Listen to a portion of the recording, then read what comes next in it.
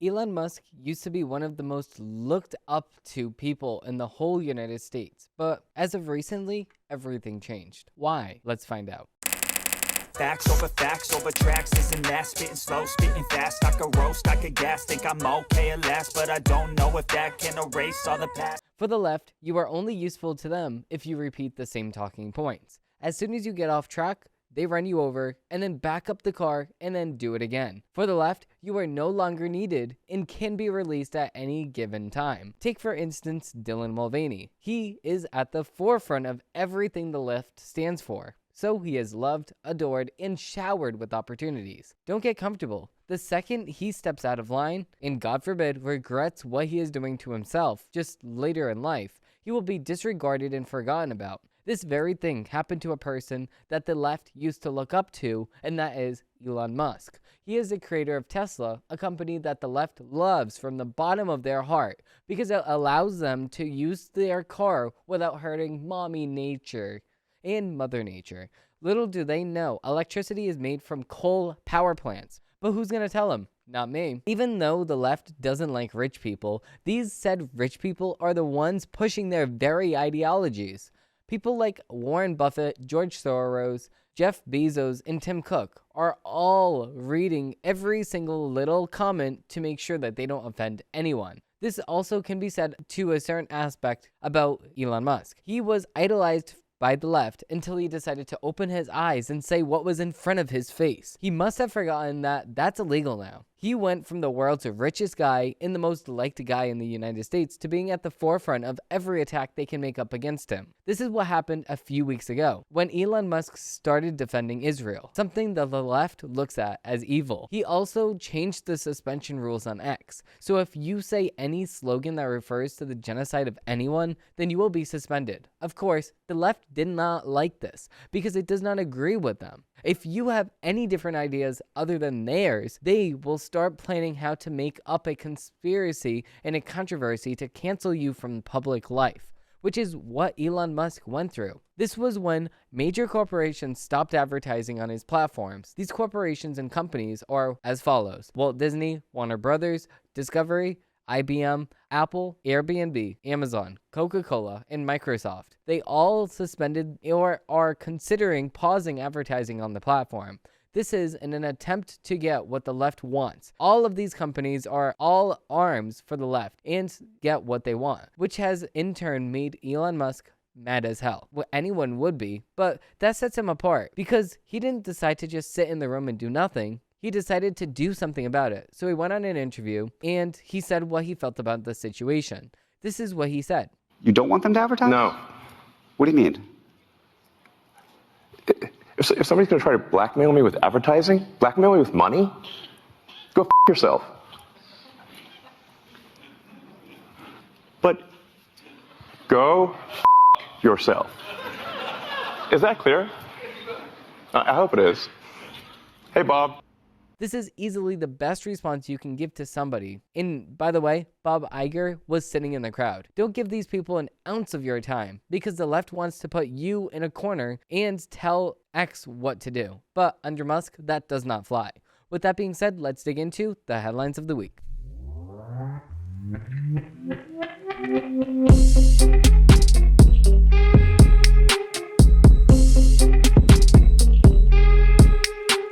Before we get into the headlines of the week, I actually have a big announcement. Here's the video. The President of the United States, Joe Biden, is the oldest president in history. Come on, man.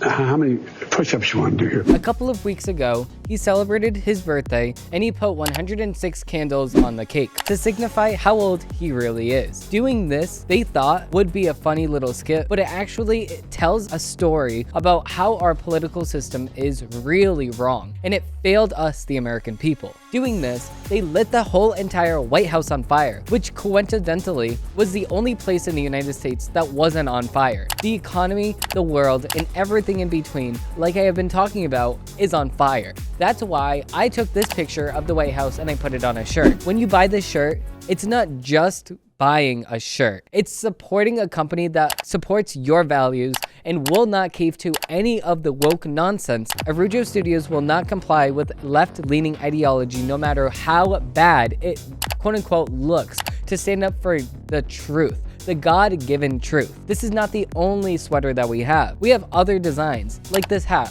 or this shirt. All of the things the left hates the most, which is truth, will be available at shop.arujo studios at 9 a.m. Eastern Standard Time. See you there. Yes, you heard that right. We now have some goodies for you guys to buy over at shop.arujostudios.com. Now, I actually know that you guys will get a lot of compliments with this stuff because I went to Florida over the summer and I was at the beach. I wore my Let's Go Brandon shirt and I got about 10 compliments. So never mind when you wear something like this and it says, this is fine. The whole entire White House is on fire. Like I said in the video, the whole entire world is on fire because of the failure that Joe Biden and the administration that he is surrounded with does for us. So this just proves that you are on the right side of history. This just proves that you know what you are talking about. This proves that you know the truth about what's going on in the United States and what they are saying at the White House with Jen Psaki and now Karen Jean Pears lying about things every single day. You guys know the truth. You guys know that the mainstream media lies. You guys know that the mainstream media cannot be trusted, and you guys know that Dr. Fauci can never be trusted again. All of the people that they tell you that are saviors, that are martyrs, and that are people that we should be trusting are the complete opposite. They are the exact people that we should not be trusting and that we should be making fun of, because comedy is the best form of defense against these people that have no grounding in reality. This is exactly what we should do to people like Joe Biden that have been here since the 1900s and has never left the government. The whole White House is on fire, the world is falling apart, and the Joe Biden administration has failed us once again. 2024 is looking real hot, just like the White House on Joe Biden's birthday with 200 candles on it, because we have the oldest president in the whole entire world in the White House right now. That's who has our country in the palm of their hands. A 100-year-old that has lit the White House on fire. Failure. With that being said, we're going to be digging into the headlines of the week. So with that being said, we do have a couple of articles that we're going to look right into. So the first article we have is actually from the Daily Wire. So we do have the debate between Ron DeSantis and Gavin Newsom that was heating up today. Now, I did not watch the whole entire thing. I saw some clips of it going around online, and I also saw it live at the gym. I just saw a couple of clips though.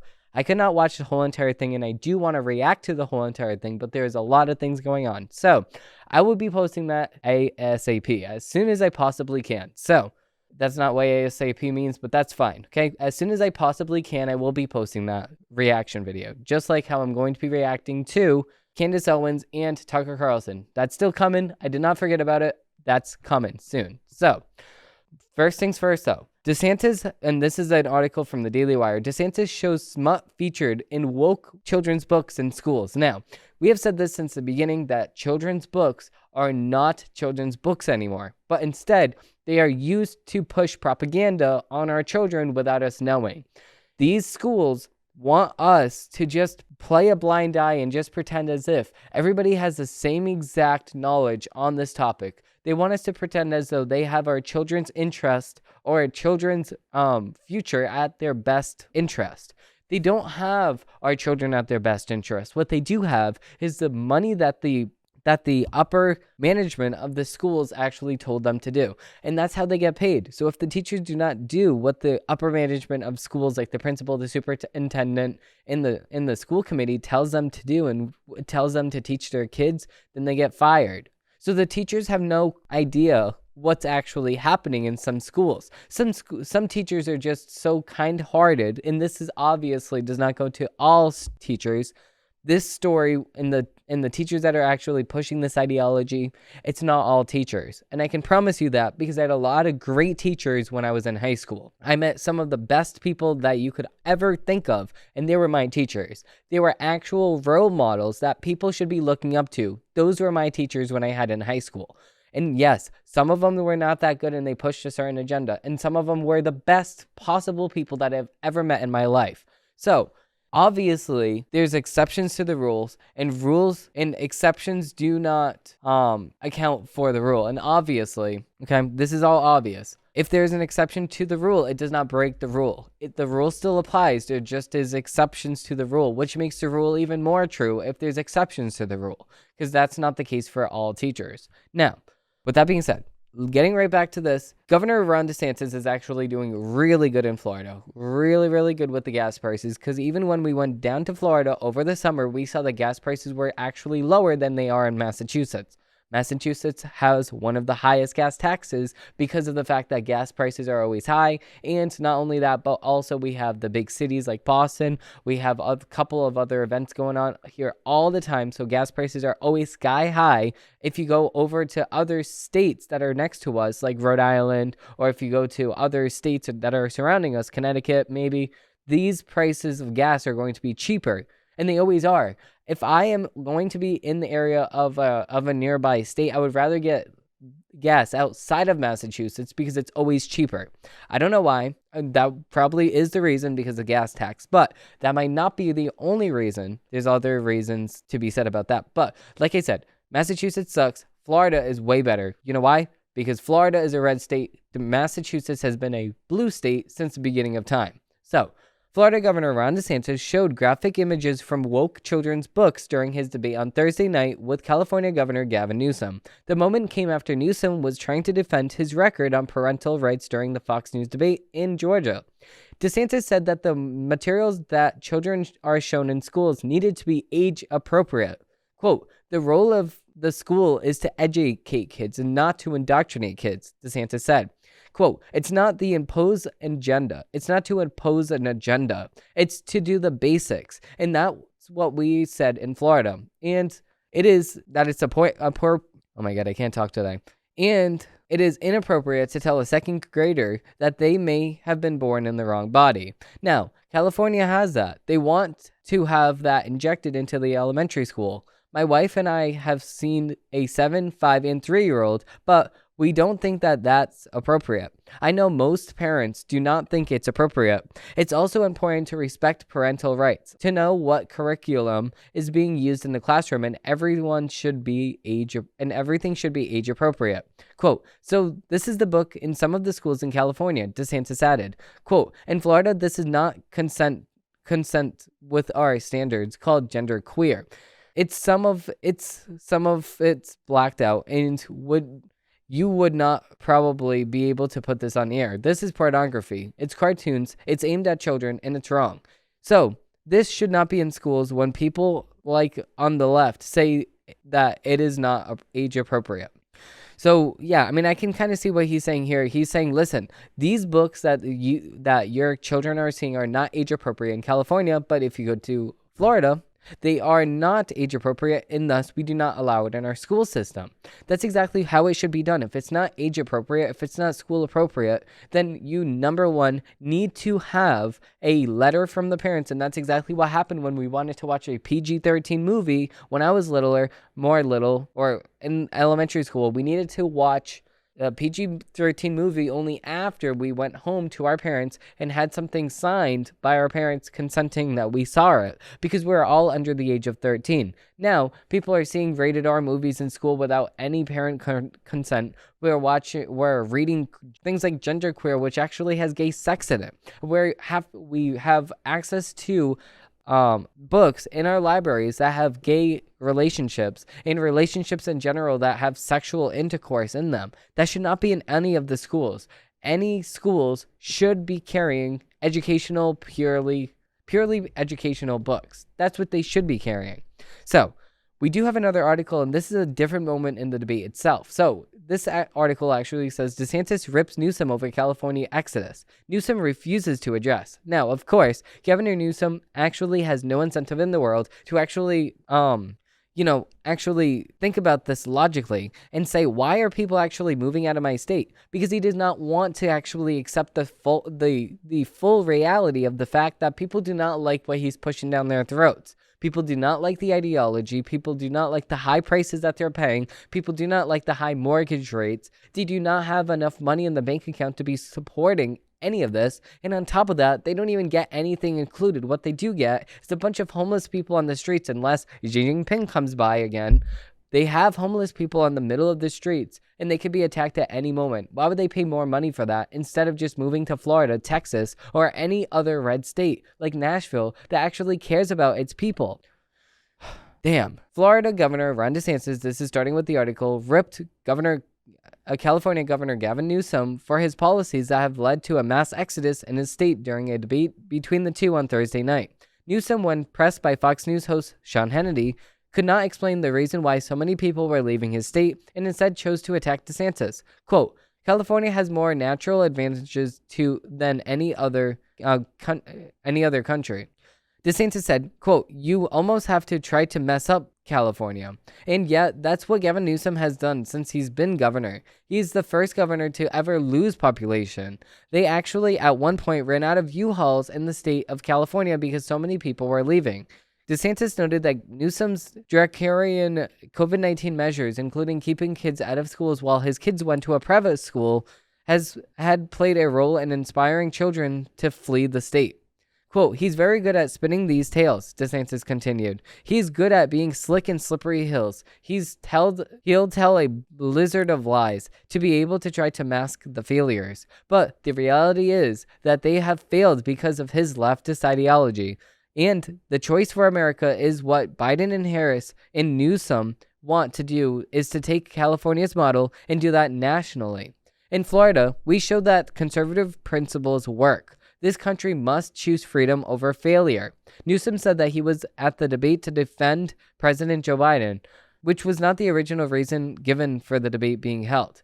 Newsom repeatedly avoided answering the question, which DeSantis and Hannity both pointed out. Newsom attacked DeSantis' Republican presidential campaign, saying that he won't be the Republican Party nominee. The California governor repeatedly tried to talk over DeSantis, including when DeSantis noted that members of Newsom's own family have left California to move out to Florida. And that's just crazy right there. And of course, Gavin Newsom is not going to acknowledge this whatsoever because of the fact that he does not have any incentive to do so. So he just won't acknowledge it. So that's a little annoying in the middle of the debate, but that's politics right there. These two people have really thick skin. Gavin Newsom is quick on his toes and is very alert. He knows what he's doing and he's playing dirty. He's playing dirty. Even since the beginning, he said, I challenge you to a debate, Governor DeSantis. And if you don't take this, then you're scared. And then he takes the debate and says, we're going to debate. Pick a time, pick a place. I'm going to be there. November 30th, let's do this thing. And then Gavin Newsom turns around and says, well, you're distracted. You're a presidential candidate. Why are you debating me? I'm not even running for president. Like, how are you going to sit here on your upper high horse and say, why would you even accept my debate? Because people want to debate their ideas. It's the idea of you. That's the idea. That's the debate that they're having against Gavin Newsom's leftist ideologies versus the right-wing conservative ideologies that are taking the stronghold of America, hopefully, in 2024. So, with that being said, I did not see the debate, so I cannot say who actually won the debate. I'm hoping Governor DeSantis actually won the debate, obviously, but I don't even know. So we won't know until I react to it. So that's probably going to come on Sunday because I do want to see this ASAP. But we do have another article until then. We do have Tennessee governor unveils bold new school choice incentive. So Tennessee unveiled a brand new school choice incentive this week. Governor Bill Lee, Republican from Nashville, announced that the Education Freedom Sponsorship Act on Tuesday at the Tennessee State Museum alongside Arkansas Governor Sarah Huckabee Sanders, Republican from Arkansas. She adopted a universal school choice policy earlier this year. Lee's proposal would establish universal school choice for every public school student across the state. Next school year, 20,000 scholarships would be available. Half of those would go to Tennessee students at or below 300% of the federal poverty line who have a disability or are eligible for existing educational savings accounts pilot program. By the school year that starts in 2025, all public school students would be eligible for a scholarship. No bill has been formally filed in the legislature yet, but Lee said that his office would work with the legislature on the final details when the General Assembly reconvenes in January. Families could spend their childhood sponsorship money on a tuition to a private or religious schools, uniforms, technology, transportation, or home school expenditures. Families can also spend the money on tutoring, after-school programs, and SAT and ACT exam fees, which is actually really, really smart, by the way. Lee also said that the school scholarship program would be funded separately from the Tennessee's investment in schools achievement funding structure for K-12 education. Lee said that Tennessee should do two things at once: strive to have the best public school system in the country and to provide families with school choice. These two ideas are not in conflict, and conservative states across the country are proof, Lee said in a statement provided to the Daily Wire. Lee added that he has first-hand knowledge of the benefits of school choice, since his children have been in public school and private school and have been homeschooled, and his wife is a teacher. Quote, "We can all agree that every Tennessee child deserves a shot at success. Every student has unique needs, and every classroom offers unique value," Lee said. Parents know best, and they should have freedom to choose the right education for their child, regardless of the income or zip code. Sanders praised Tennessee's school choice plan, calling it part of a, quote, absolute conservative education revolution in our country. A wave of school choice bills have worked their way through state legislators in recent years. Arizona, Utah, Arkansas, Florida, Oklahoma, Ohio, Indiana, Iowa, South Carolina, and New Hampshire were all successful in creating or expanding school choice programs. During the pandemic, parents across the country became frustrated with school COVID restrictions and controversial curriculum content, leading many families to pull out their children from public schools permanently. And I don't blame them. Public schools is definitely not the place to be to get a proper and good and liberal in the original sense education. Because for me, when I went through public schools, nobody cared. All of the students would sit in the classroom and not even care. They would talk over the teacher. They would sit there, throw chairs at the teacher. They would not care about the teacher whatsoever. And they would not let anybody else learn in that classroom, because of the fact that they did not want to learn. They would sit there on their phone. They would not participate when we had to have a partner. They would just let you or I do all of the work because they did not care about their education whatsoever. We have people that are graduating this year that do not even know how to spell. They don't know how to spell. They don't know how to do basic math. This public school system that we have is failing us. And it's not just more money. We can't just throw more money at the problem. The problem is these phones. The phones that people have in their pockets distract them every single day from actually achieving their goals at life. These phones right here have TikTok enabled, and that are devices to actually gather your attention instead of paying attention to the lesson that the teacher is actually teaching. Instead of actually learning the lesson that the teacher has planned for you, instead they're scrolling on TikTok, just watching the next Dylan Mulvaney video where he's acting like a woman. So instead of actually wasting people's life away on social media, which teaches you absolutely nothing, TikTok is fabricated lies that constantly ban any opposition to what they have going for them. Any opposition to their narrative, TikTok sits there and bans. I have had 5 videos banned, and I only have 20 videos posted on TikTok. So whatever you say on TikTok, they do not want it. If you go against the grain, if you have your own opinion, TikTok bans you. So they only have familiar, friendly content on there to liberals. That's what TikTok is. So if the left-leaning people are complaining that Elon Musk took over X because it's going to be a right-wing hellscape, then what is TikTok then? TikTok is the left-leaning version of the awesomeness that Elon Musk created with Twitter, or X, now known as X. So what can we take away from this? We can take away that the education system needs a huge revamp. We can't just throw money at the problem. It's much deeper than that. With that being said, we do have one final article. So this article is from the Federalist. Exclusive. Texas AG Ken Paxton sues Pfizer for, quote, false deceptive COVID jab con. So Texas Attorney General Ken Paxton sued pharmaceutical giant Pfizer on Thursday for using highly misleading rhetoric to con Americans into getting the company's COVID-19 shot, despite its failure to prevent infection or transmission. This is actually according to them. I'm not saying this, YouTube. This is according to Texas Attorney General Ken Paxton. Okay? Don't ban this video. Pfizer debuted the jab in late 2020 with the promise that it was 95% effective against the virus that came out in 2019. Okay? I'm not going to say it, YouTube. The company used this statistic based on final efficiency analytics to bully Americans into getting the shots in the name of protecting their family and friends from the virus. The lawsuit out of Texas, however, alleges that the company engaged in, quote, false, deceptive, and misleading acts and practices by making unsupported claims about its jab that violated the Texas Deceptive Trade Practices Act.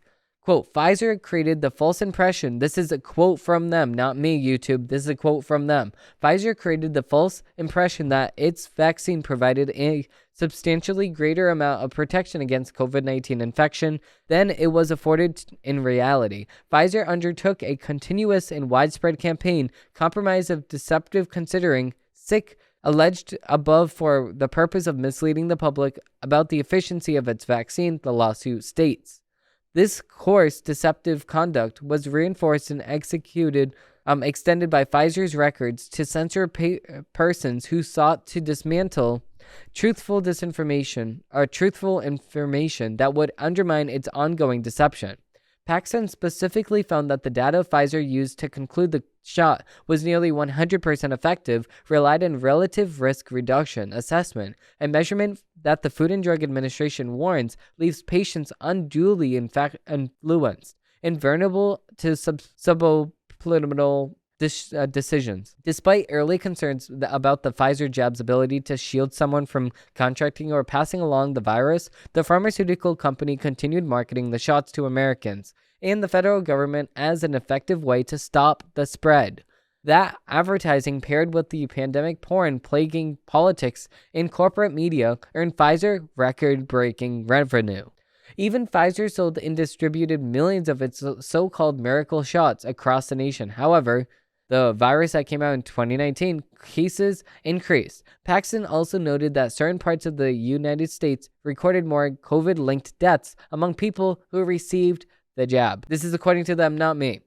Then, among those who refused to get it, when Americans called these statistics into question, Paxson said Pfizer responded by dubbing them, quote, criminals, and joining the White House and demanding that big tech companies censor anyone who dabbled in what they deemed as vaccine, quote, misinformation. Quote, we are pursuing justice for the people of Texas, many of whom were coerced into by tyrannical vaccine mandates to take a defective product sold by lies.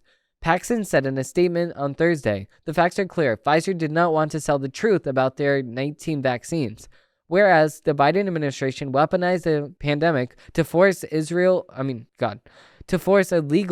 public health decrees to public and enrich pharmaceutical companies. I will use every tool I have to protect our citizens who were misled and harmed by Pfizer actions. Paxson filed the landmark lawsuit nearly 8 months after he announced an investigation into Pfizer, Moderna, and Johnson & Johnson for potentially lying to the public about the success of their respective COVID shots and whether or not they, quote, engaged in gain-of-function research. Pfizer has so far escaped accountability about the potential health problems like myocarditis its shots may have caused thanks to sweeping liability protections granted to the pharmaceutical companies. Paxson, however, warned at the onset of the investigation in May that the potential fraudulent activity of vaccine manufacturers like Pfizer is fair game for a lawsuit because it, quote, falls outside of the scope of legal immunity. So yeah, this is just an interesting piece right here.